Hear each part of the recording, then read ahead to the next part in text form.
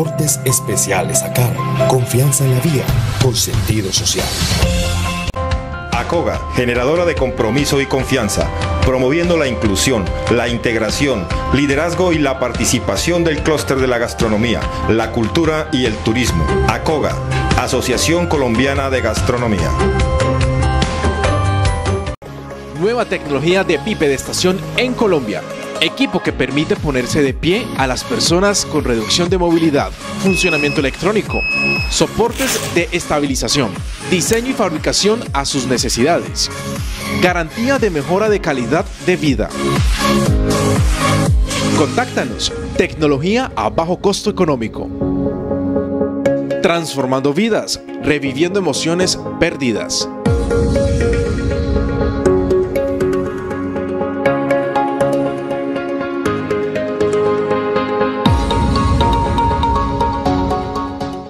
En momentos de relax, en los trascendentales, cuando arriesgaste dar ese primer paso. Calzado Rómulo, Romulus y Cruz Verde es calidad y confort para todos tus momentos. Calzado Rómulo, orgullosamente calzando a Colombia.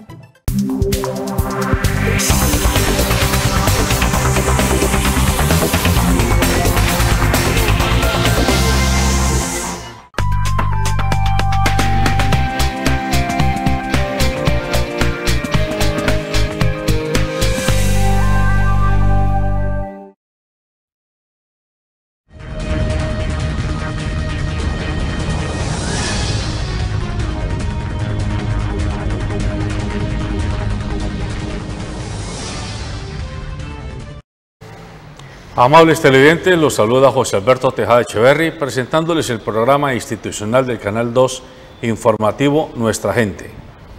En esta mañana voy a estar conversando con Dieter Zúñiga, abogado, penalista y experto en Derecho Público, quien nos acompaña con frecuencia en nuestro programa. Buenos días, Dieter, y gracias por aceptar la invitación al programa. Buen día, Alberto, muchas gracias a usted por la invitación y a todos los que nos ven igualmente un feliz día. Muy bien. Se viene manifestando en las redes sociales, en los diversos movimientos sociales y grupos organizados del país, la iniciativa de organizar una gran marcha de protesta por el asesinato de más de 300 líderes sociales que han venido ocurriendo en los últimos 2 años, de los cuales cerca de 100 ya están contabilizándose en lo corrido del año 2018 y más de 20 en las últimas 3 semanas después de cerrada la campaña electoral a la presidencia de la República. Esto ha hecho que, por un lado, Jerónimo Uribe, hijo del expresidente Álvaro Uribe, saque un Twitter en el que se indica a los amigos y cómplices militares de Gustavo Petro, es decir, haciendo referencia al ELN, a las FARC, a la BACRIN y a los narcotraficantes, de ser quienes están detrás de todo este tipo de situaciones. Lo dice así expresamente. Y el expresidente Uribe también ha manifestado su rechazo a cualquier tipo de manifestación en este sentido, por considerar que se está intentando boicotear la posesión del presidente Iván Duque y se le está digámoslo, entregando a él la responsabilidad de lo que está pasando en los últimos días. En el periódico El Tiempo ha salido una columna de opinión de Cristian Valencia, quien nos está mostrando a manera de carta un poco los argumentos que desde el otro lado se pueden mostrar. Quiero que comencemos leyendo esta carta y a partir de ella hagamos un análisis, una referencia y tratemos de mirar esto que está pasando con lo que ha pasado ya en la historia no solo del país, sino de otros países y, por qué no, de la historia reciente de la misma humanidad. Dice la carta: ¿qué más quiere, señor Uribe? Así se titula la columna. Póngamela desde el principio. Desde el principio, por favor. Rodrigo Cadena, prohibía a las mujeres de San Onofre. Rodrigo Cadena fue un paramilitar condenado. Prohibía a las mujeres de San Onofre cantar alabados a sus muertos. Cadena prohibía mirar atardeceres, cantarle a la luna e encender y montar en patines. Prohibió la risa. Él sabe que fue así, hoy en día lo reconoce. Todo lo que se hacía en San Onofre se hacía con su consentimiento. Y como nadie sabía cuáles eran sus gustos, porque era caprichoso como todos los dictadores, pues la gente sencillamente se automarginó. Comenzó a bajarles el tono a las conversaciones, a caminar sin hacer ruido, a no mirar a nadie a los ojos, a ceder el paso a los hombres desconocidos, a rezar en silencio, y terminaron como animalitos asustados, acorralados en sus casas esperando la llegada de los bárbaros. Como en los inicios del gueto de Varsovia, los primeros actos de un régimen totalitario parecen poca cosa, pero tienen una función específica. Se les prohíbe a los judíos caminar por los mismos andenes que a los alemanes, la asistencia a parques y restaurantes, el uso de transporte público. Se prohibió el sol por primera vez y la risa y el llanto y todos los sentimientos humanos. Lo que esas pequeñas restricciones innanas resultan minando la fortaleza moral de las personas, diezmando su autoestima al punto de comenzar a creer que son inferiores y no merecen estar vivos. Y cuando un ser humano llega a ese punto, pues es un animalito acorralado con el que pueden hacer lo que quieran, como lo hicieron los nazis de ese entonces con los judíos. Los montaron en trenes como ganado, los llevaron a campos de concentración, los usaron para hacer experimentos macabros y luego aniquilaron a los sobrevivientes en una cámara de gas colectiva. ¿Qué más quiere, señor Álvaro Uribe, de nosotros? Ya tiene el Congreso y al Senado, ya tiene presidente, tiene a su lado el ala más retrógrada de las fuerzas militares, que no son todos, gracias a Dios, y a todos los políticos abyectos que existen en el país, a ciertos grupos económicos que prefieren, como en el cuento de Boris Vian, que se mueran los feos, y a los más intransigentes curas de la Iglesia Católica. ¿Qué más quiere, señor Álvaro Uribe Vélez? ¿Cómo se puede legitimar una marcha en contra del exterminio de los líderes sociales? Usted proclamará la fecha y horas exactas para llorar a nuestros muertos en un edicto en donde nos informe lo que está y no está permitido. El asesinato vil de los líderes sociales debería ser repudiado desde todos los balcones políticos, incluso desde el centro democrático. No es un montaje de hacer propaganda política, no es un momento de hacer propaganda política, es el momento de convocar a todas las fuerzas políticas, sociales y económicas del país para que hagan un compromiso de vida y emitan una declaración conjunta de rechazo contra estos asesinatos. El hecho de que esas marchas estén sucediendo en estos momentos nada tiene que ver con el presidente electo Iván Duque.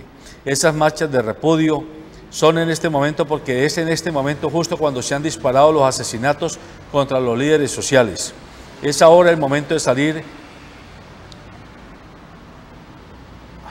a la calle a defender la vida que nos queda. No es mañana, las bicicletas son para el verano.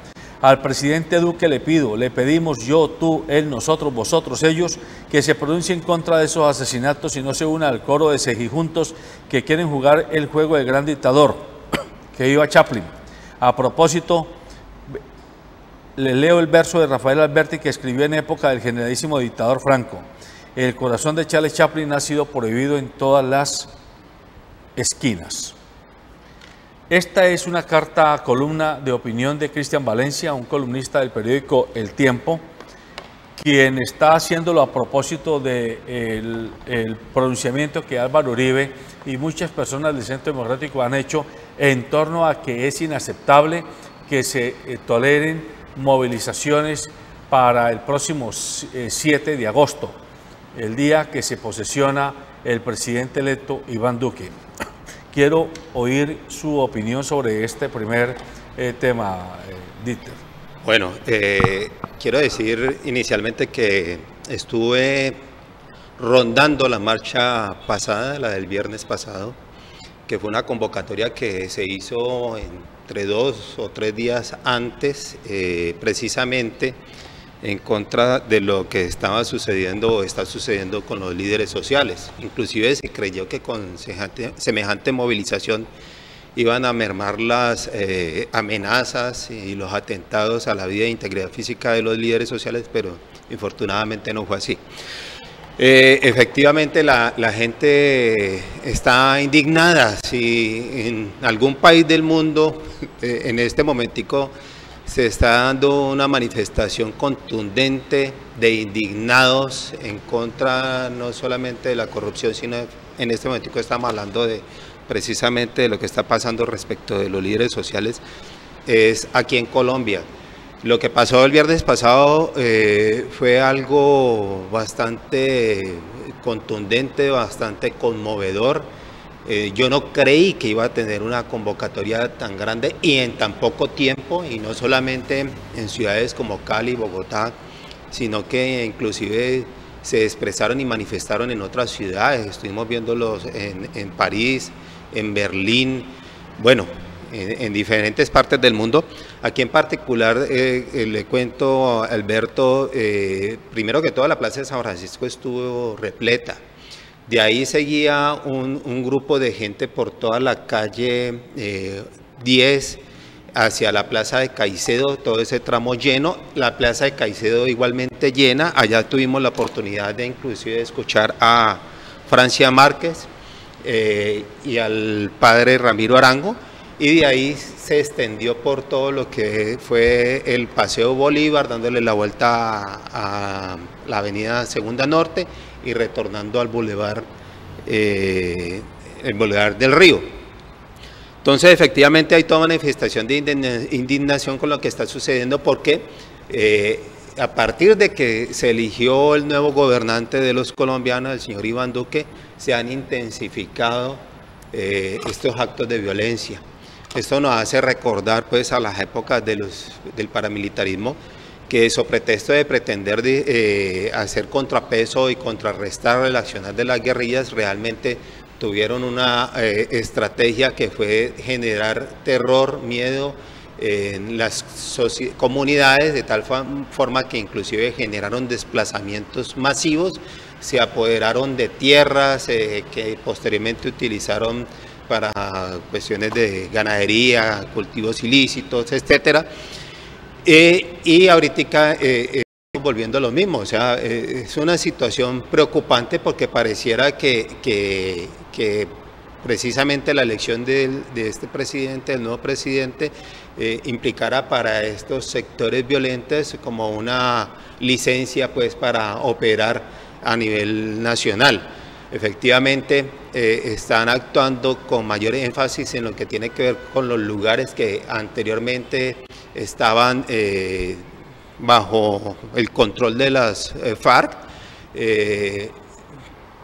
Se han intensificado en otros lugares en donde están asentados precisamente los movimientos o grupos de narcotraficantes y paramilitares. Estamos viendo lo que pasa en Antioquia, con lo del Clan del Golfo, bueno, se me olvida el otro, que es el que está en disputa con este clan, que son herederos inclusive de sectores que están bajo dominio de paramilitares.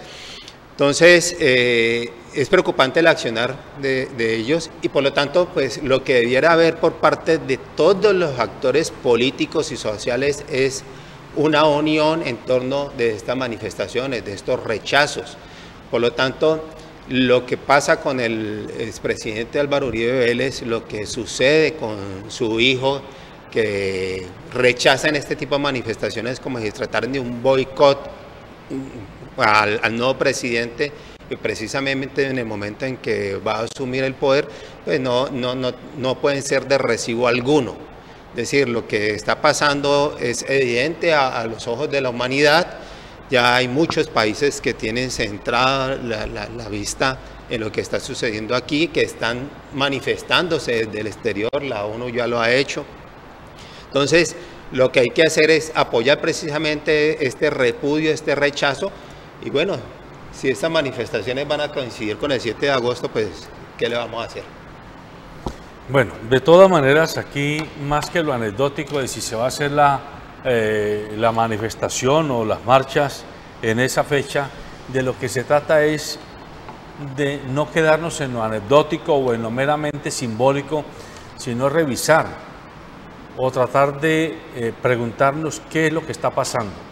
Porque si bien es cierto, nadie puede decir que el presidente electo Iván Duque ha dado la orden de ir a matar gente, o sea, nadie lo puede afirmar, y tampoco se podrá afirmar que el expresidente Uribe ha ido a decir, vaya y mate fulanos y fulanos, eso no se puede afirmar, a menos que alguien tuviera pruebas. Lo que sí es cierto, que con la llegada al poder de quien representa al Centro Democrático y a lo más granado de la extrema derecha colombiana, es como si se convirtiera en una especie de tiro, ¿cómo se llama?, de partidor de la meta, como cuando se arranca una carrera, y entonces los paramilitares, los delincuentes organizados que estaban ahí detrás de bambalinas, se sienten que entran a un terreno, a una etapa en la que van a ser más o menos aceptados, o en todo caso se van a congraciar con la nueva clase dirigente en el gobierno. Y esto hace que se exacerben los odios, especialmente ideológicos, los odios políticos contra todo aquel o aquella que no comulgue con las ideas de la centro derecha o de la extrema derecha. A mí me llama la atención, por ejemplo, que el hijo de un expresidente le meta baza al tema. No habría necesidad de hacerlo. No sé qué pretende el hijo de Jerónimo, de Álvaro Uribe, haciendo esto, cuando él sabe que lo que está es provocando, atizando hogueras sin ninguna necesidad. Pero, repito, que desde el Centro Democrático, en lugar de salir voces a decir, comenzando por el propio presidente de la República, a decir que no se acepta este tipo de situación, porque hay que advertir que Iván Duque no ha mandado a matar a nadie, pero se quedó callado cuando comenzaron a salir las denuncias evidentes y contundentes de que estaban asesinando personas, especialmente de sectores de territorios alejados y personas ligadas a la campaña perdedora. Ahora se está diciendo que la campaña perdedora está haciendo una utilización politiquera del dolor y de la muerte de mucha gente. Eso es relativamente fácil de confirmar si es o no es así, porque es en los territorios donde la gente vive y donde la gente sabe fulano de tal qué hace y a qué está dedicado. A usted es fácil que en el gremio de abogados, Dieter, si uno pregunta por Dieter Zúñiga, colegas suyos del área penalista van a decir, ah, sí, Dieter está particularmente dedicado a cierto tipo de temas, sus clientes son prioritariamente tales, el tipo de trabajo que él hace es tal, su oficina queda en tal parte, él es amigo cercano de no sé quiénes. Es decir, a todos es fácil que en nuestras comunidades se nos identifique por nuestras cercanías, por nuestros gustos, por nuestras tendencias. Y en los territorios donde han ocurrido los asesinatos son las comunidades, no la prensa, ni el establecimiento gobernante, quienes están diciendo que eran líderes de A o de B. Pero en cambio, el ministro de Defensa, el señor Luis Carlos Villegas, en un tono terriblemente desobligante, y pareciera que ese señor no le hubieran secuestrado alguna vez a su hija. O mejor, cuando le secuestraron a su hija, parece que tenía todo el Estado a favor de él, y de hecho lo puso a funcionar a favor de él. Recordemos mucho que el hermano de Andrés Pastrana fue quien ayudó a negociar el rescate de su hija, la de Luis Carlos Villegas, cuando era presidente de la ANDI. Y pareciera, digo, que ese señor nunca hubiera estado cerca al infierno del dolor y de la tragedia, para que sin el menor reato, sin la menor consideración por la familia de la señora Cortés, que en Cáceres fue asesinada, se refiriera a ella como una señora, ni siquiera le puso nombre propio, una señora que fue testiga electoral de una campaña política, como si fuera una NN, y que además estaba investigada por relaciones con el Clan del Golfo. O sea, tiró un manto de dudas sobre el dolor y sobre el cadáver de una persona, de un líder social que todo el mundo conocía en Cáceres y que además estaba liderando con otros que también ya han sido asesinados las reclamaciones de Ríos Vivos, la comunidad que hace más de 13 años viene peleando contra EPM y contra Hidroituango por los desastres ambientales, sociales y económicos que ha generado esta represa que hoy todo el mundo tapa y tapa y tapa, no obstante las pérdidas enormes que generan para el país. Ahí está el punto. Eso es, creo yo, lo que hay que mostrarle a la gente. Sí, claro. Efectivamente, uno con respecto al presidente electo, uno no podría decir que hay algún tipo de señalamiento hacia él con temas, por ejemplo, de corrupción o temas de paramilitarismo o nada por el estilo.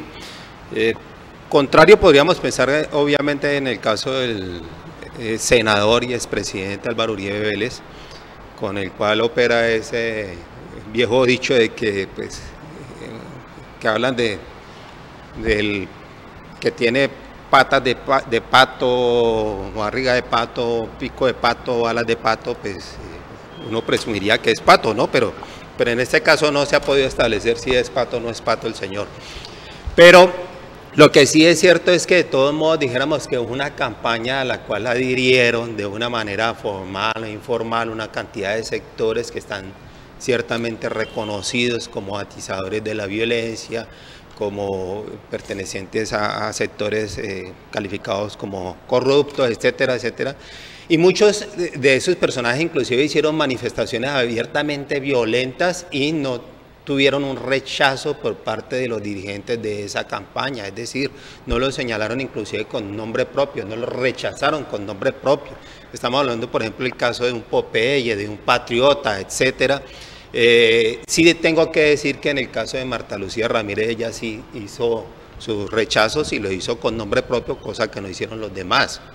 Entonces, cuando estamos ante el resultado de una campaña de esas en las cuales se acudió a la mentira, al engaño, al terror, y fuera de eso se hicieron parte de ella los que ya conocemos, y se tiene como miras, entre otras, hacer trizas un acuerdo de paz, que ya lo pretendieron hacer, infortunadamente pues no les cuajó del todo, pero ya comenzaron a hacer sus daños. Entonces todas esas personas que se ven representadas por ese sector, pues, obviamente se sienten como en la libertad ya de manifestarse abiertamente.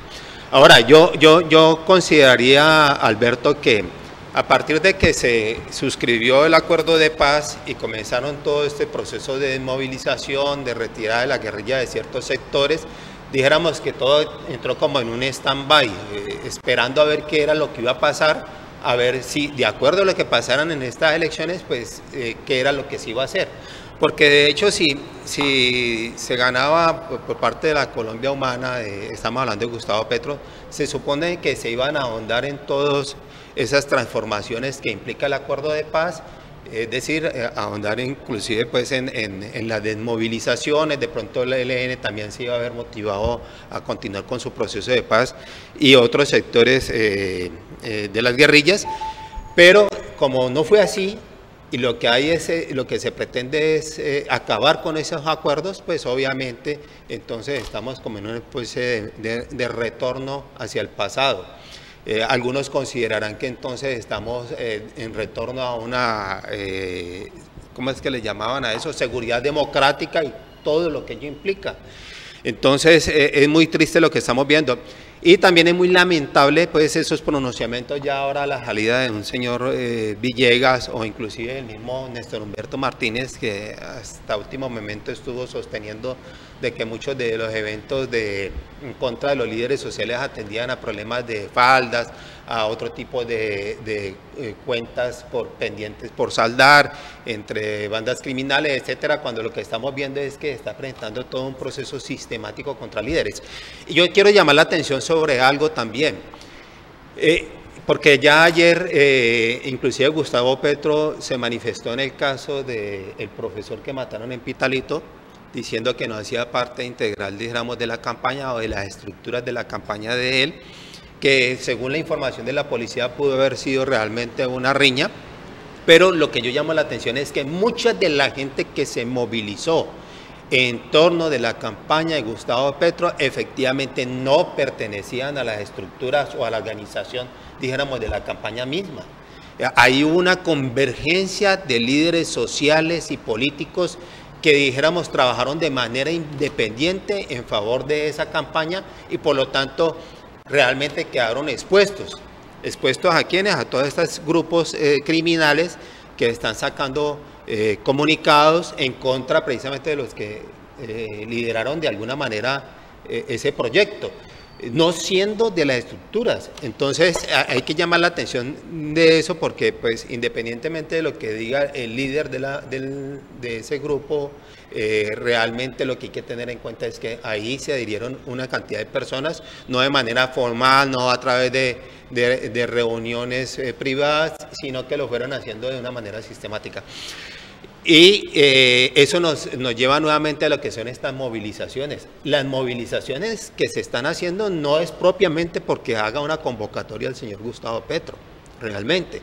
Es porque se creó una bola en torno de él, pero que ha ido creciendo y creo que inclusive va a seguir creciendo con intereses realmente distintos a lo que él pueda representar, o sea, los que él tenga en particular, sino que converge toda la sociedad y los líderes sociales en torno a unas propuestas. Bueno, de todas maneras, Dieter, y de cara a la opinión que nos ve,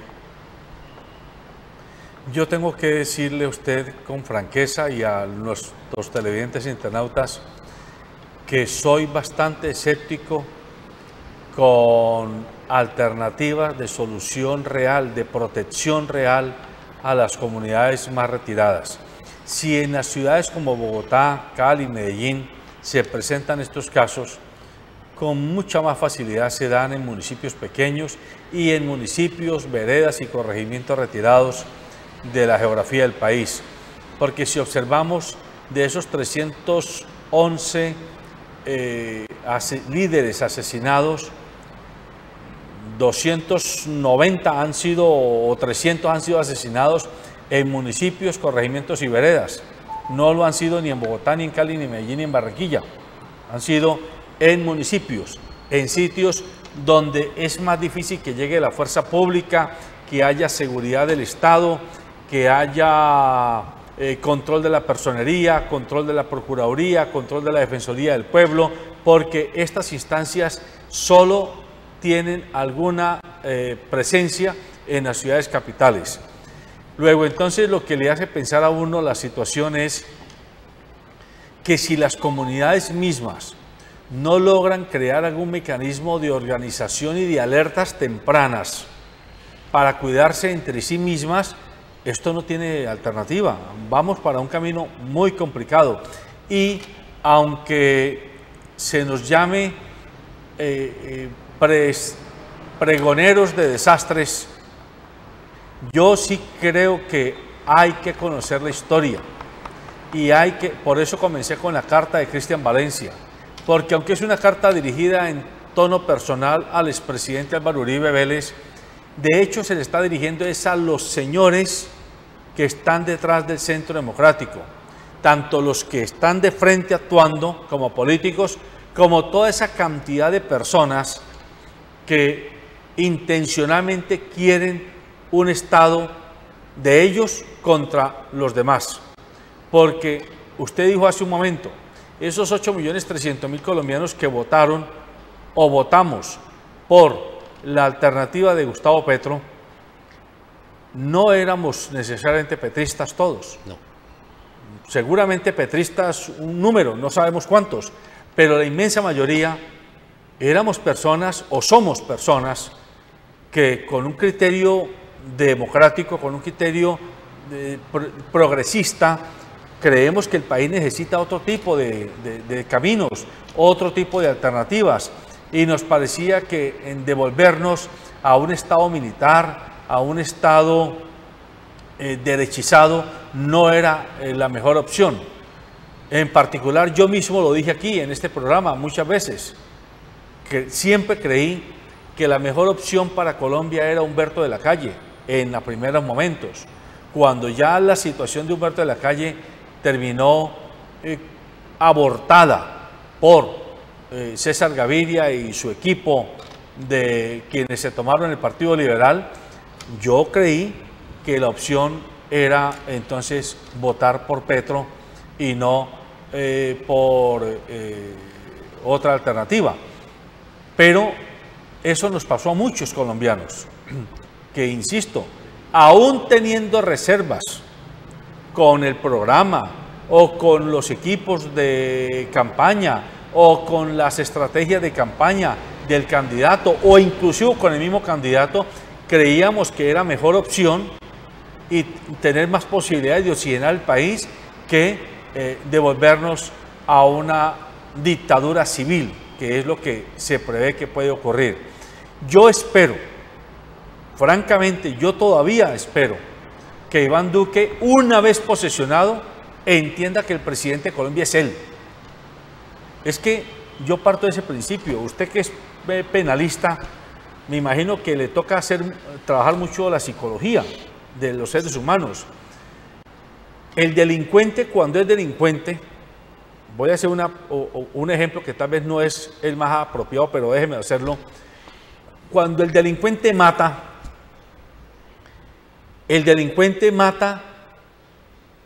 y él debe, el papel suyo es llevar al juez a que reconozca que él mató por sí y ante sí, porque él lo decidió, porque él fue el autor material y consciente e intencional de ese delito, del delito penal, de matar a otro, de agredir a otro ser humano.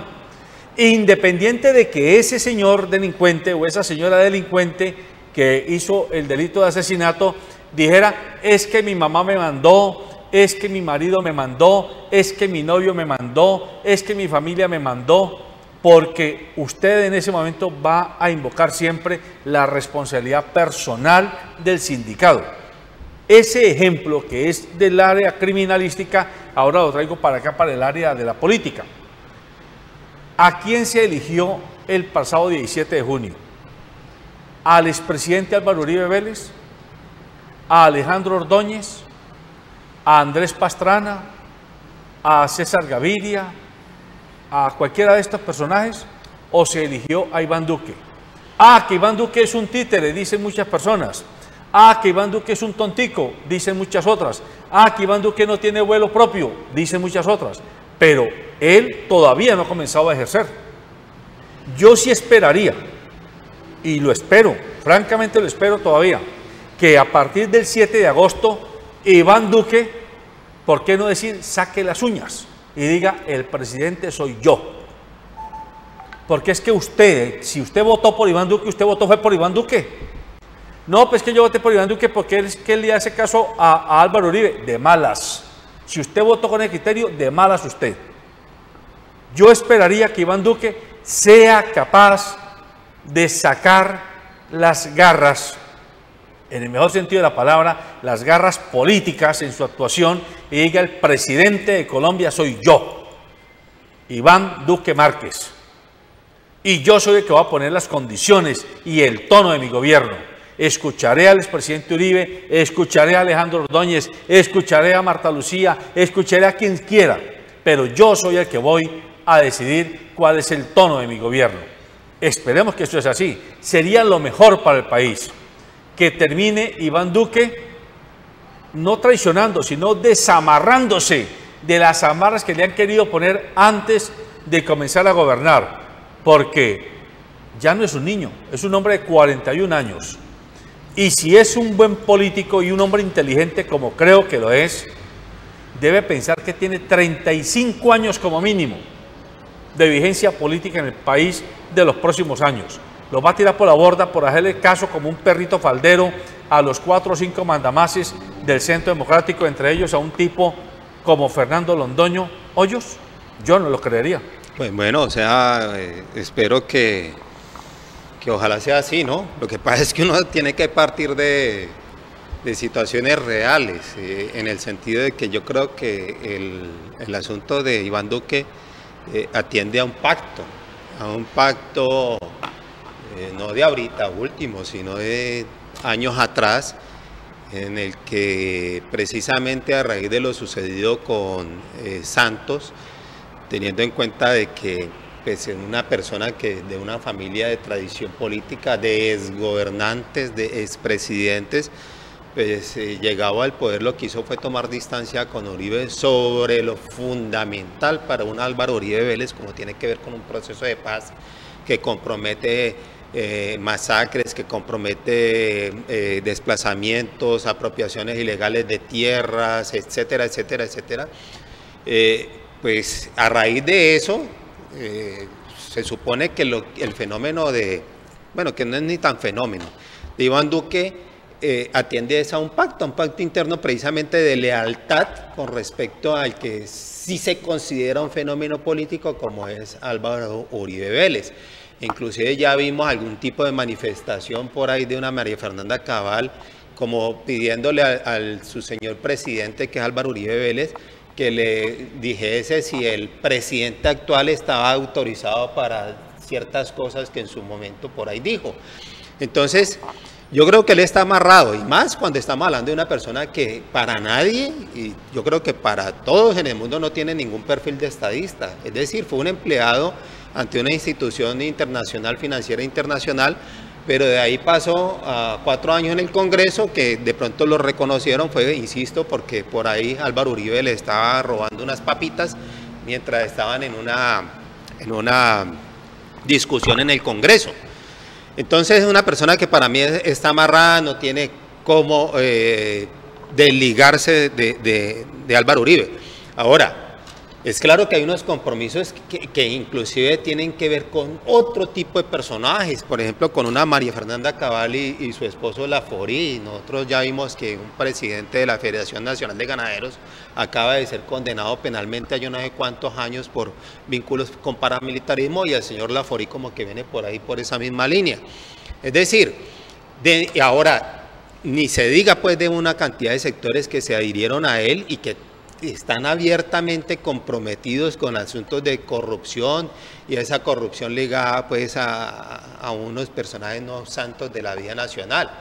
Entonces es complicado, yo no creo que las cosas sean tan fáciles. Alguien decía que, y siempre se ha sostenido el principio maquiavélico de que el fin justifica los medios, es decir, que uno acude a todos los medios para llegar de pronto en este caso a la presidencia, y a partir de la presidencia comenzar a hacer lo que realmente pensaba desde mucho tiempo atrás, pero resulta que la experiencia implica, ha dicho que eso es falso, eso no es así. En el proceso precisamente lo que hace es que la gente termina corrompida, si es que ya no venían corrompidos. O sea, las relaciones que tienen no es con otra gente que los personajes que le han hecho daño a este país. Con eso es que va a gobernar, con eso es los que estamos viendo ahorita, que son los que se perfilan como ministros, embajadores, representantes de las pues, grandes instituciones del Estado.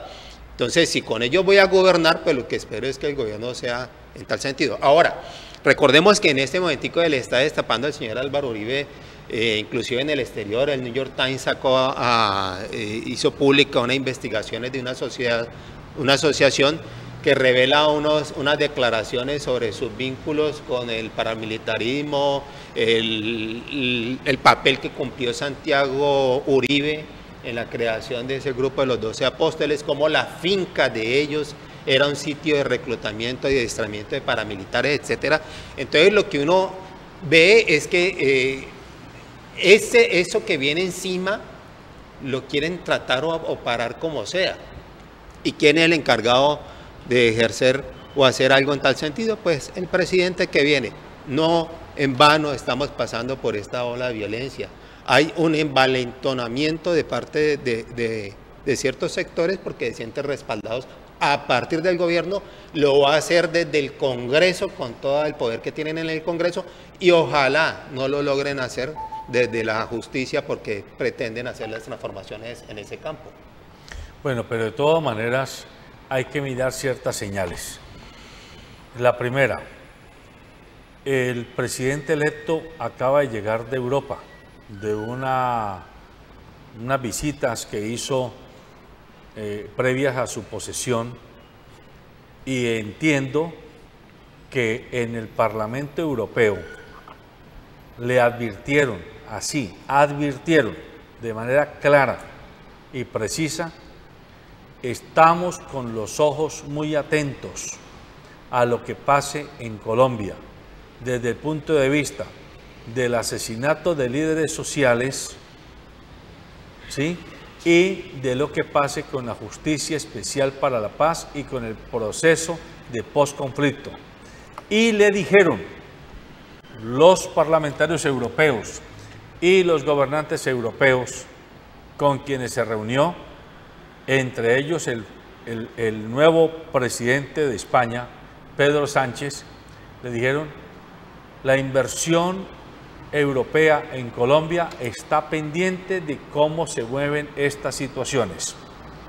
Pueda que aquí al interior, esto pasa como cuando en una casa uno tiene un grupito de la familia radical: no quiero nada con el entorno, con el barrio, no vamos a participar de tal cosa, porque es que no los quiero. Y otro grupo de la familia dice: hombre, no, estamos en el barrio, tenemos que participar, somos comunidad. Al interior puede que haya una lucha de poderes, pero afuera el barrio también genera poder y el barrio también genera presión. Y entonces, o queremos seguir viviendo en el barrio o creemos tener la capacidad de imponernos por encima del barrio. Eso pasa muchas veces en las familias. Aquí lo mismo. Colombia no es una autarquía, Colombia no es un país que esté por fuera de la relación global que hay hoy en el mundo. Como decía Gabriel García Márquez en sus metáforas, el aleteo de una mariposa se va a sentir en el otro extremo del mundo. Lo que quiero decir es, aquí las decisiones que se tomen aquí van a afectar relaciones de Colombia con China, con Japón, con Corea, con España, con Francia, con Holanda, con Canadá, con Estados Unidos, etc. Y no puede, en un mundo multilateral y global, Colombia pretender alinearse solo con Estados Unidos. Por más que creamos que don Trump tenga mucho poder, a Trump se le viene cayendo la casa a pedacitos, aunque no se nos crea. Ya la guerra comercial con China comenzó, la guerra comercial con la Unión Europea comenzó. Así que no será tan fácil. Tampoco que don Trump quiera decir: yo vivo en esta casa y yo me impongo al barrio que se llama el mundo. Eso no será fácil. Entonces aquí, don Iván Duque, el nuevo presidente, tampoco puede dejarse llevar por los radicales, que no importe, acabemos con todo y volvamos a la fiesta, pero solo nosotros. Eso no será fácil. Yo quiero albergar la esperanza, insisto, que Iván Duque, yo no sé si decir traicionar, yo prefiero no usar esa palabra, pero Iván Duque tiene que hacerse sentir presidente de Colombia el 7 de agosto. Y ojalá que el 7 de agosto en el discurso nos dé señales, como las dio Juan Manuel Santos. Claro que a Juan Manuel Santos le costó 8 años de oposición cerril. Pero Juan Manuel Santos en el propio discurso y estando Uribe sentado, le cantó la zona, como dicen los muchachos. Me voy a mirar a Venezuela, cuando estaban de pelea. Y 2, no descarto que la paz se consiga por la vía militar o por la vía de la negociación política. Eso lo dijo el 7 de agosto del 2010 Juan Manuel Santos delante de Álvaro Uribe Vélez cuando él estaba entregando el puesto.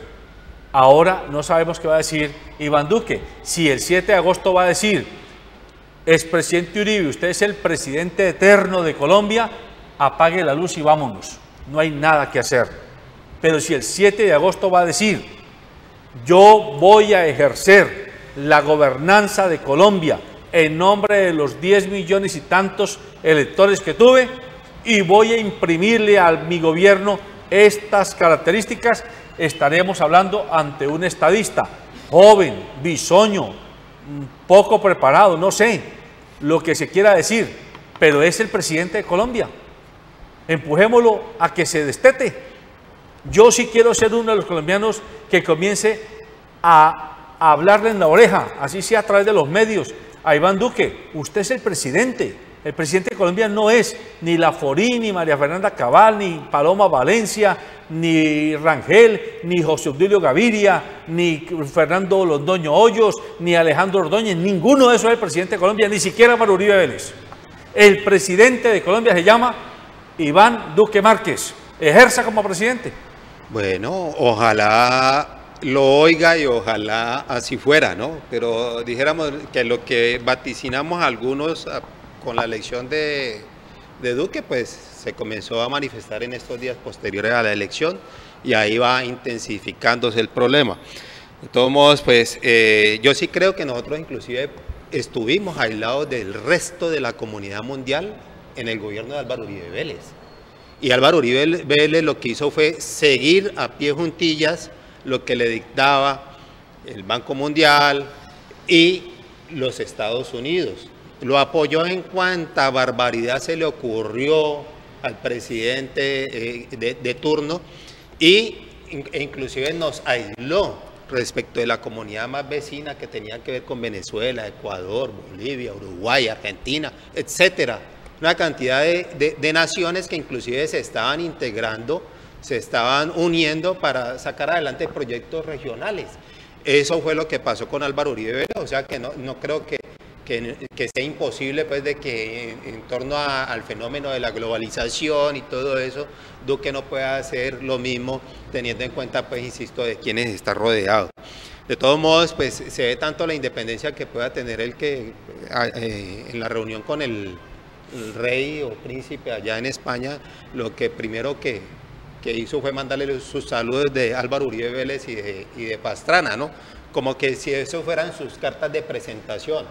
Ahora, no se tendría que recordar cómo han sido los anteriores gobiernos, pero una persona que es electa y lo primero que hace es precisamente ir a ponerse a disposición de un gobierno como el de los Estados Unidos, a ir a rendir, no a rendir cuentas, sino precisamente a ver qué papel es el que va a asumir, con el mismo problema inclusive del fenómeno de la droga, del narcotráfico, una cuestión que tiene que ser reevaluada y están planteando que tiene que ser reevaluada. Allá va a ponerse a disposición a ver cómo van a seguir con esa guerra contra las drogas tal como se viene haciendo desde hace mucho tiempo. Y el segundo fenómeno, digamos, de ese neocolonialismo en el que vivimos es ir a España, a la antigua imperio que nos tuvo como colonia durante mucho tiempo, pues también a rendir otras tanto de cuentas. Ahora, lo que pasa es que el asunto no es tanto o exclusivamente cuál va a ser la relación con los gobiernos, sino cuál va a ser la relación con las corporaciones o las grandes empresas que son las que manejan los grandes capitales.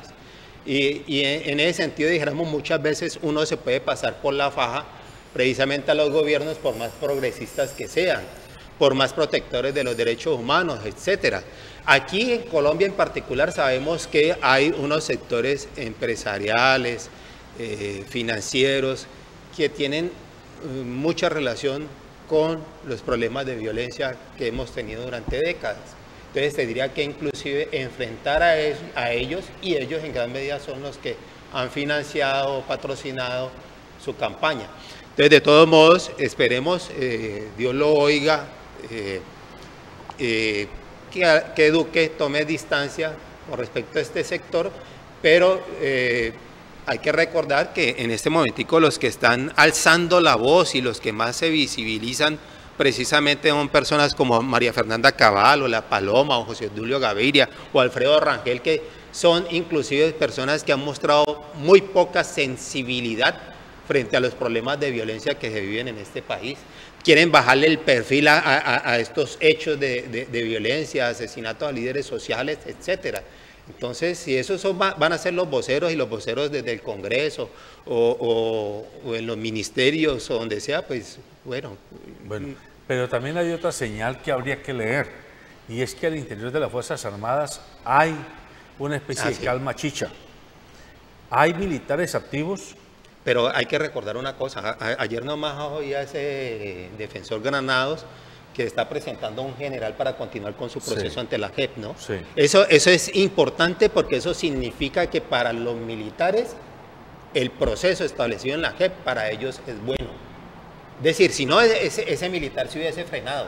Entonces, eso implica, de todos modos, me anticipo, no sé, a lo que vas a decir, y es que de todos modos en las Fuerzas Armadas sí hay una cantidad de militares que realmente han notado la diferencia que se está viviendo a partir del proceso de paz y las ventajas que le puede traer precisamente seguir con esos procesos. Y eso es muy importante porque las Fuerzas Armadas, ojalá, en la totalidad, estén del lado de un proceso de paz que se afiance hacia el futuro. Claro, es que precisamente por eso digo que hay una calma chicha, porque ACORE, que es la Asociación Colombiana de Militares en Retiro, una parte de ellos, tampoco todos, parece que están muy alineadas con las tesis del Centro Democrático, pero los militares activos y muchos militares no activos ya entendieron que los paganinis de los problemas son ellos.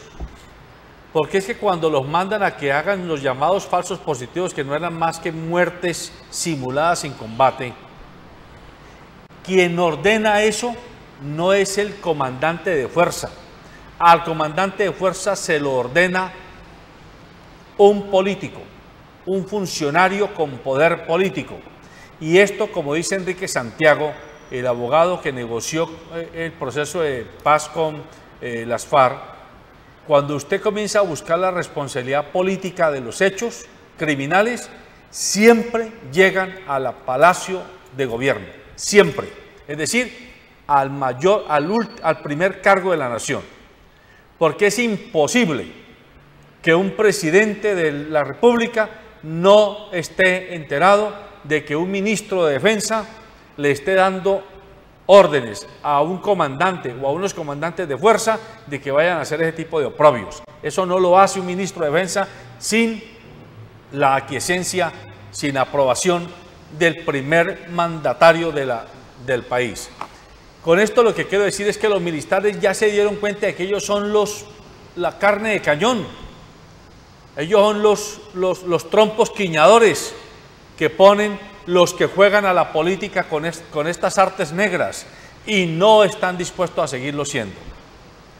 Más de 2.500 militares están dispuestos a seguir en el proceso y están diciendo queremos cancha en la JEP. Y ese general que se está presentando hoy ante la JEP es una señal contundente de que los militares están prestos a ir a la JEP. Los que no están prestos a que vayan los militares a la JEP es a quienes no les conviene la verdad que los militares tienen que confesar. Porque ahí los militares van a tener que comenzar a decir, es que a mí me ordenó fulano de tal, y a ese fulano de tal le ordenó fulano de tal, y a ese fulano de tal le ordenó fulano de tal, hasta que llegamos al Palacio de Nariño. Eso no se nos puede olvidar. Los militares ya entendieron la lección y por eso no les será fácil al nuevo gobierno seguir diciéndole a los militares vayan y maten, vayan y asesinen, vayan y masacren. Eso no será fácil. Claro, ahí hay tres aspectos interesantes para ver en lo que tiene que ver con las fuerzas militares y es, primero tiene que ver con los actos cometidos, o sea, que se veían forzados a cometer. Eso de los falsos positivos tiene que ver con unos incentivos a los militares, unos incentivos macabros, pues, que los llevaron a ello y crean que una vez uno metido en la guerra, cometido el primer acto de barbarie, pues los demás se siguen cometiendo casi que de manera automática. Uno, tiene que ver con esos actos a los que se veían sometidos. Dos, tiene que ver a las responsabilidades a las que estaban siendo llevados. Y ven que la JEP es una opción válida para ellos, o sea, pues, para que reconocer los actos y asimismo beneficiarse, y obviamente una de las finalidades es que ese tipo de conductas no se repitan. Pero lo otro tiene que ver con que ellos estaban poniendo los muertos y los lesionados. Cuando uno ve que los hospitales y las clínicas militares están vacías, entonces ellos se dan cuenta de que efectivamente, por Dios, este proceso los benefició inicialmente y principalmente a ellos, que no están poniendo ya los lesionados, no están viendo sometidos a minas quiebrapatas ni nada por el estilo. Y sí llamo la atención, me parece importante lo que estás diciendo, Alberto, es que una cosa son los militares en retiro, que están en contra de lo que se está viviendo, y otra cosa son los militares activos que sí les interesa las tropas y no caen en responsabilidades mayores que los puedan condenar de por vida a una cárcel. Así es. Esto es muy importante de tenerlo en cuenta porque el ejército también tiene que entrar a una nueva etapa. Ya no puede seguir en esta etapa del conflicto tal cual como lo vivimos durante tantos años. Además, y aunque suene duro, habría que invitar a los interesados en que la guerra se vuelva a exacerbar. Por favor, alisten a sus hijos y alístense ustedes mismos. No hay derecho a que doña Paloma Valencia o doña María Fernanda Cabal, para citar solo dos ejemplos, inciten a la guerra y preguntémonos dónde están los hijos de ellos. Con toda seguridad no están viviendo en Colombia. Con toda seguridad no están estudiando en un instituto público en ningún país europeo o americano. Están en las mejores universidades del mundo. ¿Será que los van a hacer venir para que pongan uniforme militar y salgan a combate? Usted haga esa pregunta. ¿Usted cree que eso será posible? ¿Sabemos si Jerónimo y Tomás tienen libreta militar de primera en la reserva del ejército colombiano? Están jóvenes. ¿Estarán dispuestos ellos a irse al frente de combate? ¿Los hijos de Fernando Londoño Hoyos estarán dispuestos a hacerlo? Los hijos, o bueno, las hijas de Alejandro Ordóñez, o los sobrinos, o los nietos, o los hermanitos de Alejandro Ordóñez estarán dispuestos a irse al frente de combate? Esa es la pregunta que usted, amable televidente internauta, tiene que hacerse. No podemos seguir siendo imbéciles. No podemos seguir poniendo nosotros como pueblo a nuestros hijos, a nuestros hermanos, a nuestros nietos, a nuestros sobrinos como carne de cañón de una guerra que no es suya y que no es mía. Por favor, entendamos eso.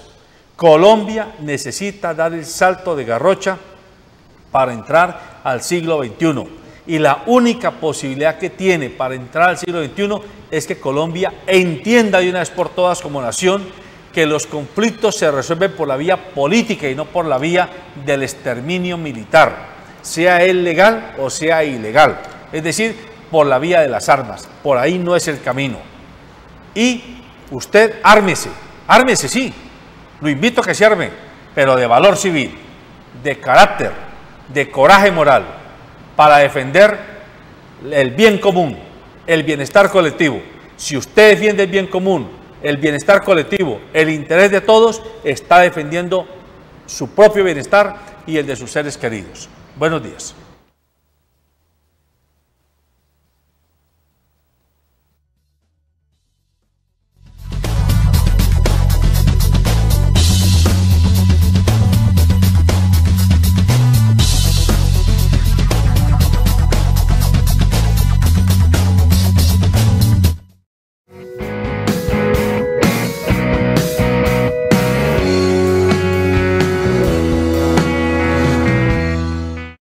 Transportes especiales a cargo. Confianza en la vía, con sentido social.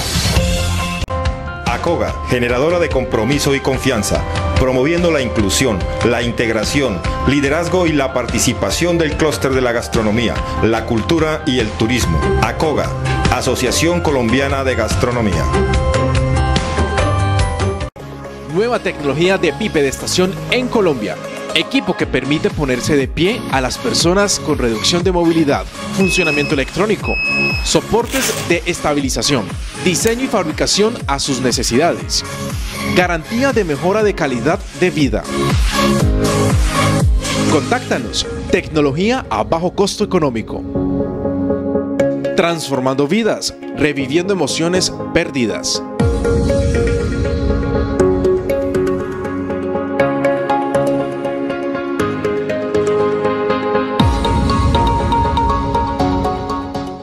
En momentos de relax. En los trascendentales. Cuando arriesgaste dar ese primer paso. Calzado Rómulo, Romulus y Cruz Verde es calidad y confort para todos tus momentos. Calzado Rómulo, orgullosamente calzando a Colombia.